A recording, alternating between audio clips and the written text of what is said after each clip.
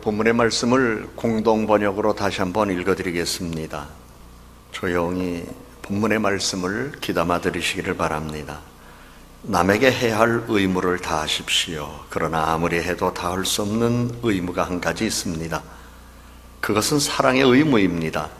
남을 사랑하는 사람은 이미 율법을 완성하였습니다. 간음하지 마라, 살인하지 마라, 도둑질하지 마라, 탐내지 마라 한 계명이 있고 그 밖에도 다른 계명이 많이 있지만 그 모든 계명은 네 이웃을 내 몸같이 사랑하여라 한 이 한마디로 요약될 수 있습니다. 이웃을 사랑하는 사람은 이웃에게 해로운 일을 하지 않습니다. 그러므로 사랑한다는 것은 율법을 완성하는 일입니다. 읽어드린 이 말씀은 공동 번역으로 기록된 하나님의 말씀입니다. 오늘 본문의 말씀은 우리들이 이 세상 살아가는 동안 해야 할 의무가 있는데 그것이 바로 사랑의 의무라는 것을 말씀합니다. 그래서 이미 읽어드렸습니다마는 그 공동 번역에 기록된 말씀을 다시 한번 상고해 본다면 남에게 해야 할 의무를 다하십시오. 그것은 사랑의 의무입니다. 이웃을 사랑하는 사람은 이웃에게 해로운 일을 하지 않습니다라고 말씀합니다. 자신의 이익을 위해서 이웃에게 악을 행하지 말고 자신의 희생과 양보를 통하여 이웃에게 덕을 세우고 유익을 줄 수 있도록 선을 행하라고 하나님께서 우리들에게 이렇게 말씀합니다. 조정민의 사람이 선물이다라는 시가 있습니다. 그는 그 시를 통하여 자신의 살아온 삶의 내용을 요약하여 고백하였습니다.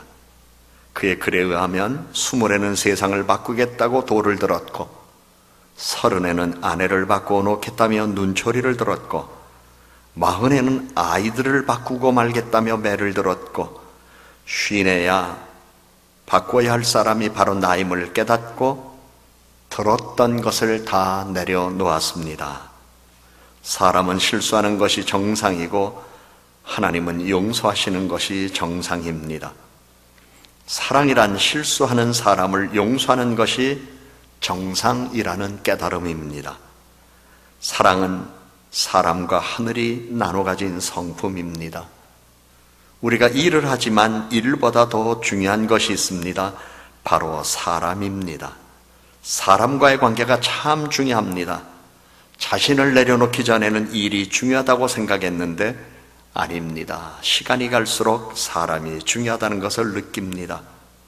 일은 실패하면 다시 할 수 있지만 사람과의 관계는 한번 깨지면 회복하기가 힘듭니다라고 고백한 내용이었습니다. 오늘 본문 우리 개역성경에는 피차 사랑의 빚을 지라고 말씀합니다. 세상 빚은 안 지는 것이 좋지만 피차 사랑의 빚은 지어야 한다는 말씀입니다. 여기에서 빚을 지다의 뜻은 빚지다, 신세지다, 갚아야 할 을물을 지니다 라는 뜻입니다. 그러므로 성경은 서로 감당할 수 없는 사랑의 빚을 지우라는 말씀으로 우리들에게 권면합니다. 감당할 수 없는 세상 빚을 지면 살아가기가 너무나 힘들고 괴롭고 고통을 당합니다. 그러나 사랑에 대해서는 예외라는 말씀을 우리들에게 주셨습니다.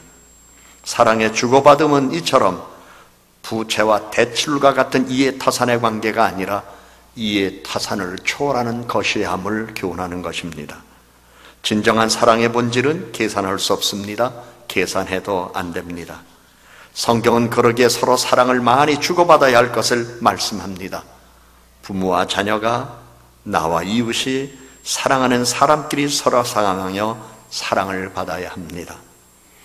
오늘 아침 일찍 우리 부모님께서 나를 낳으시고 기르셨다는 사실을 생각해 보면서 옛 사진을 꺼내서 컴퓨터 화면에 배경사진으로 깔아두었습니다. 그 사진을 보면서 아주 오래전 제가 교회를 처음 개척했을 때 창립 예배를 드리는 그 자리에 오셔서 함께 예배 드려 주셨던 부모님을 다시 한번 떠올리면서 그때 우리 부모님이 나를 어떤 모습으로 보셨을까라고 생각하며 오늘로 내가 있기까지 나를 낳아주신 그분들에 대한 고마움을 다시 한번 떠올려 보았습니다. 저 자신도 두 아이를 키우는 아버지로서 인생을 살아왔지만 과거 제가 세상에 태어나서 어린 시절, 청소년 시절, 그리고 성년 시절을 맞이하며 부모님께서 베풀어 주셨던 그 사랑을 기억하고 희생을 기억하면 과연 나는 나의 자녀들에게 그와 같은 희생을 할 수 있을 것인가? 그리고 그와 같은 사랑을 나는 주고 있는가를 다시 한번 떠올아보면서 부모의 사랑이 얼마나 귀한가를 다시 한번 생각해 보았고, 그 사랑 때문에 오늘의 나라는 사람이 존재하고 있다는 것을 다시 한번 기억해 보았습니다. 여러분들도 다 사랑을 알고 있는 사람이고 사랑하며 살아가는 사람들입니다. 그러나 명절을 맞아요 부모 형제들을 만나며 특별히 살아계신 부모님을 외울 때에, 또는 이미 이 세상을 떠나신 분이 계신다 할지라도 그분들이 나를 낳아주셔서 오늘 내가 있고, 또 그분들의 사랑으로 내가 어린 시절을 보냈고 살아왔다는 사실을 다시 한번 떠올리면서 우리는 사랑의 신비, 사랑의 위대함을 다시 한번 마음에 간직하며 그 사랑을 우리의 후손과 자녀손들에게 나누어주는 삶을 살아가야 할 것입니다. 그래서 사랑은 할 줄도 알아야 되지만 받을 줄도 알아야 합니다. 성경은 서로 사랑의 빚을 지라고 말씀합니다. 아낌없이 주고받으라는 말씀입니다. 그것이 진정한 사랑입니다. 그래서 성경은 남을 사랑하는 자는 율법을 다 이루었느니라고 말씀하며, 우리의 사랑은 단순히 부모 그리고 자녀와의 관계만으로 끝나는 게 아니라 부모, 자녀, 형제, 이웃과의 관계로 확산되면서 이 세상 살아가는 동안 모든 사람을 사랑할 수 있는 힘을 우리가 갖고 사랑하며 살기를 원하는 것이 하나님의 소원임을 성경은 우리들에게 말씀합니다. 율법은 옳고 그름을 따지는 겁니다. 행위의 정당함과 부당함을 분명하게 규정하는 것입니다. 채권, 채무의 관계는 서로의 이해 타산이 분명합니다. 그래서 금리를 가지고 다툼이 일어납니다. 많이 줬느니 아니면 덜 받았느니. 그러나 사랑은 그렇지 않습니다. 모든 따짐을 넘어서는 요소들이 있습니다. 그래서 사랑은 모든 것을 아낌없이 주고픈 가난한 마음이며, 그 가난한 마음 안에 사랑의 신비한 힘이 깃든 것을 우리는 잘 알고 있습니다. 사랑이 많은 사람은 남을 기쁘고 행복하게 만듭니다. 사랑이 없는 사람은 남을 행복하게 할 능력이 없습니다. 돈이 없어서 사랑하지 못하는 것 아니고, 돈이 있다고 사랑할 수 있는 것도 아닙니다. 몸이 아프다고 사랑하지 못하는 것 아니고, 건강하다고 사랑할 수 있는 것도 아닙니다. 사랑은 조건이 아니기 때문입니다. 성경은 서로 사랑하라 말씀합니다. 우리의 신체 구조상 눈꺼풀은 1년에 550만 번을 깜빡이고 심장은 1년에 320만 리터를 뿜어낸다고 합니다. 건강한 사람의 발은 일생 동안 지구를 3바퀴 돈다고 합니다. 평생 같은 일을 반복하면서 발은 자기의 기능을 충실히 하며 신체의 가장 낮은 바닥에서 섬기는 역할로 기능을 감당할 뿐이라는 것을 우리는 잘 알고 있습니다. 하나님이 우리에게 한날의 삶을 허락하여 주셨습니다. 또 명절을 맞아요 형제자매들이, 일가 친지들이, 부모, 형제 함께하는 귀한 시간을 갖도록 해주셨습니다. 숨쉬는 이 삶의 자리에 살아있음에 감사하고 살아있기 때문에 사랑하며 살아가는 이들이 되어야 할 것입니다. 그래서 우리는 숨쉬는 순간순간 감사할 수 있어야 될 것이고, 쉬지 않고 뛰는 심장에 우리는 하나님께 감사드려야 할 것입니다. 간혹 중환자실, 응급실에 신방 가서 환우들의 모습을 지켜보며, 특별히 심장이 제대로 뛰지 않는 이들의 심장 박동수를 바라보며 숨지기며 지켜보고 있는 가족들과, 그리고 의료진들의 모습과 누워있는 이들을 생각하면서 오늘 우리는 하나님께서 주신 생명의 힘으로 심장이 뛰고, 그러게 내가 오늘 살아있기에 이웃과 가족과 함께 산다는 사실이 얼마나 큰 기쁨이요 감사인가를 많은 사람들이 알아야 될 텐데, 그 사실을 얼마나 알고 있는가 한번 생각해 볼 때가 있습니다. 들숨이 날숨이 되지 않는 순간이 죽음이고, 심장이 멎는 순간이 이별입니다. 심장이 멎으면 사랑하고 싶어도 사랑할 수 없습니다. 그래서 우리는 살아있을 때 사랑해야 할 것이고, 사랑하면 모든 만물이 아름답게 보이는 것을 경험합니다. 우리 주변에 살펴보면 오직 나만이 힘이 되어줄 수 있는 사람이 있습니다. 그 사람을 우리는 사랑해야 합니다. 자신이 쓸 것이 부족해도 주는 것은 돕는 일이지만 내가 사용하고 남아서 주는 것은 재고 정리에 불과합니다. 우리는 우리 주변에 사랑이라는 이름으로 우리의 행위를 이웃들에게 표현하지만 엄밀히 보면 재고 정리하는 수준에서 사랑이라는 이름으로 손을 내놓는 사람들이 많습니다. 그러나 우리 하나님께서는 우리의 사랑은 이의 타산을 초월해서 할 수 있는 것이함을 말씀하며 내가 받았기에 내가 주는 것이 아니고 내가 주었다고 해서 기억해서는 안 된다는 사랑의 진리를 우리들에게 가르쳐 줍니다. 그래서 주고 잊어버리면 남을 도운 것이고 기억하면 나를 도운 것이기에 성경은 주는 것이 받는 것보다 낫다고 우리들에게 말씀하고 있습니다. 사랑을 받으면 기억하고 사랑을 주면 잊어버리는 것이 좋습니다. 사랑 준 것을 오래오래 기억하면 그 준 사랑 때문에 오히려 서운할 때가 있습니다. 후회스러울 때가 있습니다. 그러나 사랑은 주고 잊어버리는 것이 좋고 받은 사람은 잊지 말아야 할 것입니다. 인생의 가장 큰 신비는 우리가 이 세상 살아가는 동안 특별히 서로 사랑하는 관계 속에서 남의 어려운 문제를 해결해 주기 위하여 돕다가 어느새 내 문제가 덤으로 해결되는 경험을 할 때가 있습니다. 사랑의 신비입니다. 인생의 가장 큰 복은 남의 필요를 채우는 사이에 어느샌가 내 필요가 덤으로 채워질 때가 있습니다. 이것 또한 사랑의 신비입니다. 그래서 어느 시인은 이렇게 얘기합니다. 사랑은 부스럭이라도 좋다. 은혜는 작은 조각이라도 좋다. 배려는 작은 손 한 줌이라도 좋다. 아무리 작아도 나눔이 기적의 씨앗이다라고 이렇게 표현했습니다. 그래서 성경은 오늘 우리들에게 피차 사랑의 빚을 지라고 사랑의 의무를 다하라고 이렇게 말씀합니다. 여러분들은 교도소에 가본 분이 안 계시리라 생각합니다마는 교도소에 집회하러 갔을 때 그곳에 많은 사람을 만나 이야기를 한 경험이 있습니다. 그곳에서 많은 사람과 예배하는 가운데 그 중에 어느 분이 이런 얘기합니다. 목사님, 이 교도소에서는 사회에서, 가정에서 듣기 어려운 말들이 있습니다. 그 말들이 뭡니까? 거의가 원망과 불평하는 사람들이 많고요. 괜찮습니다. 평안합니다. 기쁩니다. 행복합니다. 사랑합니다. 라는 이런 말은 듣기가 참 어렵습니다. 이런 이야기를 하는 것 들은 바가 있습니다. 그런데 오늘 우리 사회는 어떤가요? 우리 가정은 어떤가요? 교도소가 아닌데도 불구하고 이런 말들이 사라졌다면 어쩌면 우리의 세상이 교도소처럼 변하는 조짐일 수도 있을 것입니다. 하나님께서는 우리가 살고 있는 이 세상을 천국으로 만들기를 원하시고 우리를 천국 일꾼으로 사용하기를 원하십니다. 그러므로 우리는 이웃을 사랑하는 이 말씀을 개념적으로 단어로만 받아들일 것이 아니라 정말 사랑의 의무를 다하기 위하여 자신의 삶을 이웃과 함께 하는 이러한 삶의 태도가 우리들에게 필요할 것입니다. 모든 것을 갖고도 나누지 못하면 그것이 가난입니다. 알고도 행하지 않으면 모르는 것입니다. 듣고도 행하지 않으면 거역하는 겁니다. 성경은 내 이웃을 내 자신과 같이 사랑하라고 이렇게 말씀합니다.